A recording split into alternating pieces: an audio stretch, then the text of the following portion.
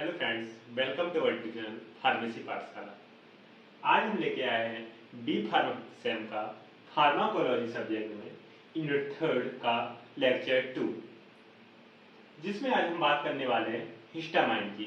लेकिन इससे पहले हम लेक्चर 1, जिसमें हमने बताया था आपके लिए ऑटोकॉइड्स क्या है, उसका इंट्रोडक्शन और उसका क्लासिफिकेशन, तो आप सबसे पहले उस वीडियो को देख लें। इसके बाद आप इस वीडियो पर आए, क्योंकि हमें सबसे पहले पता होना चाहिए ऑटोकॉइड्स हैं क्या और ऑटोकॉइड्स कौन कौन से टाइप के होते हैं, उसमें कौन सी कैटेगरी में आपका हिस्टामाइन आता है।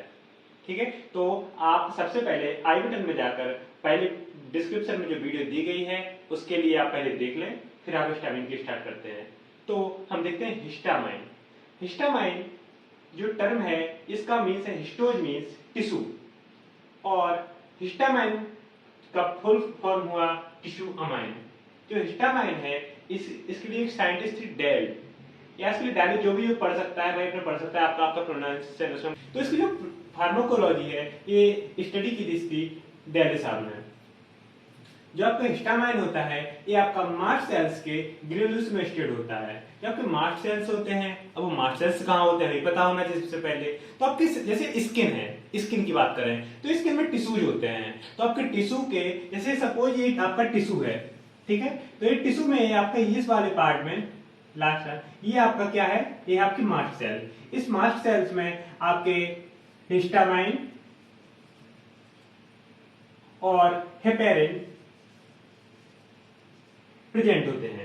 जो आपके हिस्टामाइन होते हैं ये हिस्टामाइन आपके पॉजिटिवली चार्ज होते हैं, और आपका जो हेपेरिन होता है ये नेगेटिवली चार्ज होता है।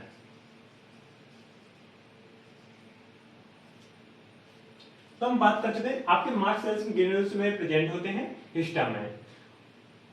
और हिस्टामाइन का चार्ज कौन सा है, पॉजिटिव, और हेपेरिन का है चार्ज नेगेटिव, जो कि एक ही मास्ट सेल में प्रेजेंट है। अब बात करते हैं हिस्टामाइन की सिंथेसिस की। तो इससे पहले यही पता होना चाहिए मास्ट सेल्स कहां थी। तो उसमें आपका क्या था, स्किन, नेक्स्ट है आपका गैस्ट्रिक म्यूकोसा मीन्स टू से स्टोमक, नेक्स्ट ऑर्गन है आपका लंग्स, लिवर, प्लेसेंटा, ये सब जो आपके जितने भी ये आपके टिश्यू हैं इनमें हिस्टामाइन मास्ट सेल्स में प्रेजेंट होता है। आपको प्लेसेंटा ही पता होगा, जो एक बेबी के लिए एक मदर से अटैच करके रखता है और बेबी के न्यूट्रिएंट्स प्रोवाइड कराता है, ऑक्सीजन सप्लाई प्रोवाइड कराता है, वो आपको प्लेसेंटा होता है। लंग्स के भी आपको वर्क पता है जनरली, और अगर नहीं पता है तो आपके लिए अगर आप चाहें तो वीडियो बना सकते हैं आपके लिए, तो आप उसमें वीडियो में देख सकते हैं, आप कमेंट कर दीजिए उसके लिए। अब बात करते हैं सिंथेसिस ऑफ हिस्टामाइन की। तो आपका हिस्टामाइन है, ये हिस्टामाइन जो बना है आपका, इसके लिए सबसे पहले हिस्टिडीन यूज हुआ है। अब ये हिस्टिडीन क्या है, हिस्टिडीन एक अमीनो एसिड प्रोटीन होता है, जो कि प्रोटीन की सबसे छोटी स्मॉलेस्ट यूनिट होती है, वो है आपका अमीनो एसिड। जब अमीनो एसिड का मनिष्ठ से हिस्टिडीन का इसका डीकार्बोक्सिलेशन होता है तब आपका हिस्टामाइन बनता है।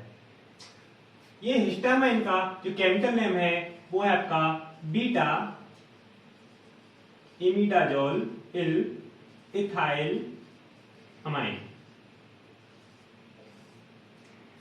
और इसके लिए हम आपकी मेडिकल केमिस्ट्री का वीडियो बनाएंगे, तो आप हम स्ट्रक्चर वाइज बताएंगे आपके लिए हिस्टामाइन का स्ट्रक्चर, हिस्टिडीन का स्ट्रक्चर और पूरा आपकी प्रोसेस आपको स्ट्रक्चर बताएंगे। आप मेडिकल केमिस्ट्री वीडियो देख सकते हैं उसके लिए।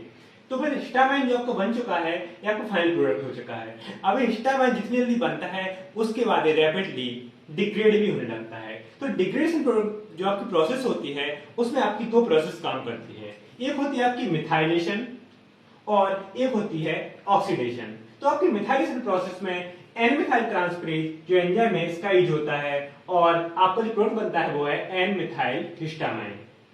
जब एन मिथाइल हिस्टामाइन है वो MAO की प्रेजेंस में मिथाइल इमिडाजोल एसिटिक एसिड बनाता है। अब हमें पता होना चाहिए इसमें MAO है क्या, इसका फुल फॉर्म होता है मोनो अमाइन ऑक्सीडेज।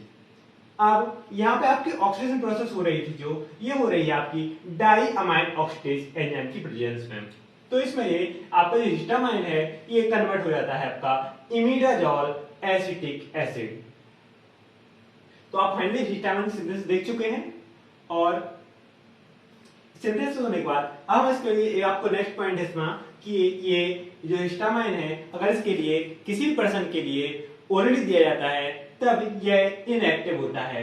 उसका रीजन क्या है, जैसे हम इसको ओरली ले रहे हैं तो आपको जीआईटी ट्रैक्ट के थ्रू आपको इंटेस्टाइन में पहुंचा। इंटेस्टाइन में क्या होता है कि जो आपका हिस्टामाइन है ये एब्जॉर्ब हो जाएगा।